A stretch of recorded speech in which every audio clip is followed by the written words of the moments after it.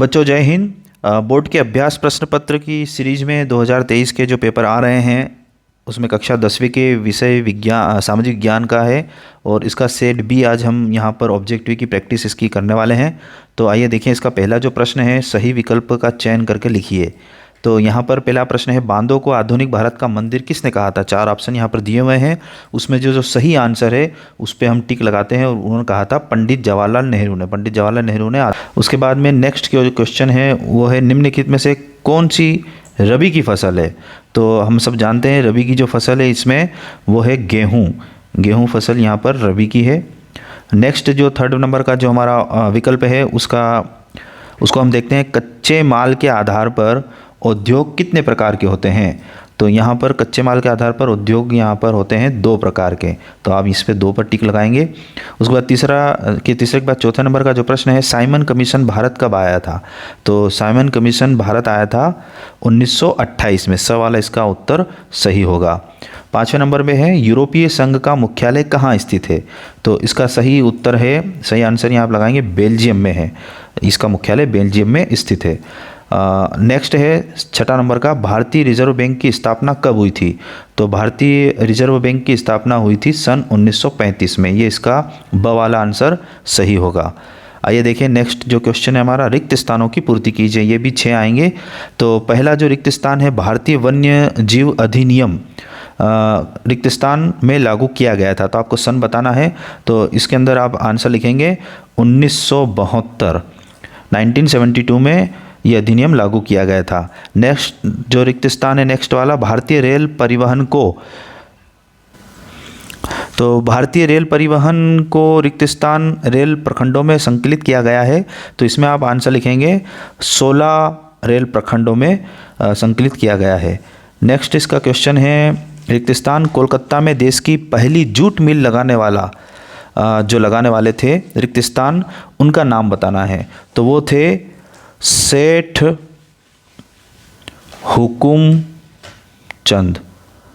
हुकुमचंद थे सेठ, उन्होंने ये प्रयास किया था। उसके बाद में नेक्स्ट है, रिक्त स्थान दुनिया का सबसे बड़ा लोकतांत्रिक देश कौन सा है। तो हम सब जानते हैं हमारा देश भारत ही दुनिया का सबसे बड़ा लोकतांत्रिक देश है। नेक्स्ट क्वेश्चन है, आर्थिक विकास से जनता के रिक्त स्थान स्तर में वृद्धि होती है। तो इसका उत्तर आएगा जीवन स्तर में वृद्धि होती है। आप इसमें लिखेंगे जीवन। नेक्स्ट क्वेश्चन है, मधुमक्खी पालन रिक्त स्थान क्षेत्र में आता है। तो इसके आप संभवतः 2 उत्तर बना सकते हैं। पहला तो ये है कृषि से आधारित रहेगा, और दूसरा आप इसमें बनाएंगे प्राथमिक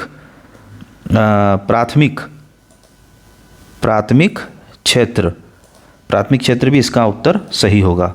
नेक्स्ट है, सही जोड़ी बनाने के लिए यहाँ पर आएगी 6 यहाँ पर प्रश्न दिए हैं, उसके सामने 6 आपको आंसर भी लगाने होंगे। तो पहला, श्रीलंका गृह युद्ध का अंत।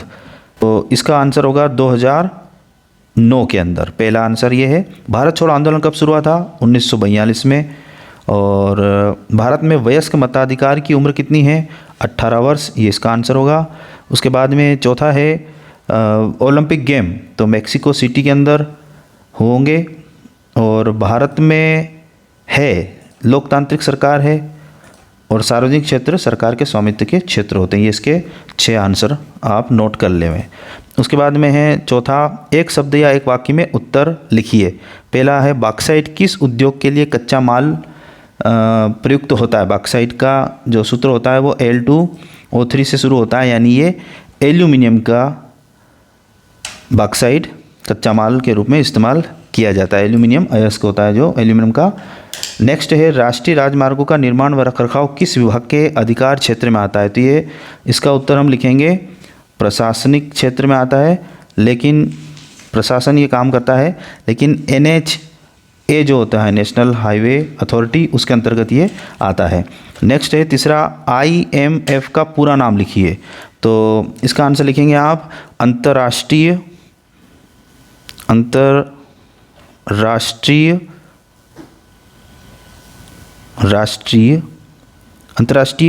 M से बनेगा मनी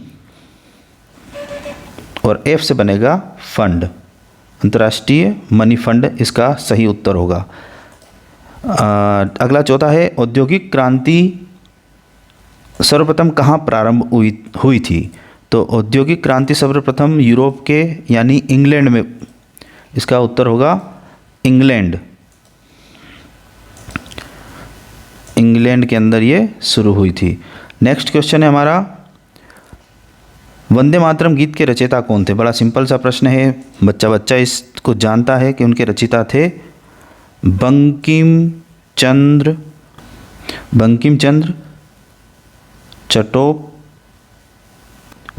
चट्टोपाध्याय इनके लेखक थे, रचयिता थे। बहुराष्ट्रीय कंपनियों द्वारा किए गए निवेश को क्या कहते हैं? तो उसे कहते हैं हम विदेशी निवेश, ये इसका आंसर होगा।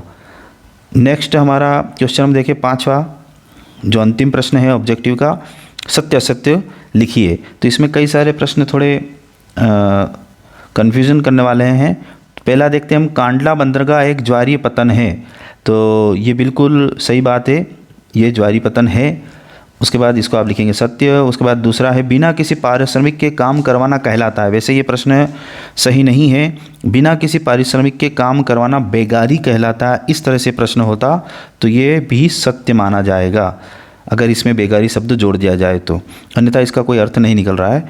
रेंडर पेक्ट, तीसरा है, रेंडर पेक्ट नामक पशु रोग अमेरिका में फैला था। ये असत्य है क्योंकि ये साउथ अफ्रीका में शुरू हुआ था।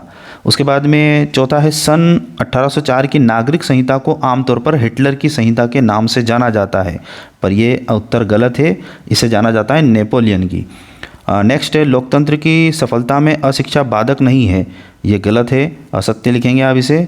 और प्रति व्यक्ति आय की गणना सभी देशों के लिए डॉलर में की जाती है, बिल्कुल सही आंसर है। तो यहाँ पर आप सही और गलत यानी सत्य असत्य को लिख सकते हैं। तो ये थे सामाजिक विज्ञान कक्षा 10वीं के सेट बी के क्वेश्चन आंसर ऑब्जेक्टिव वाले।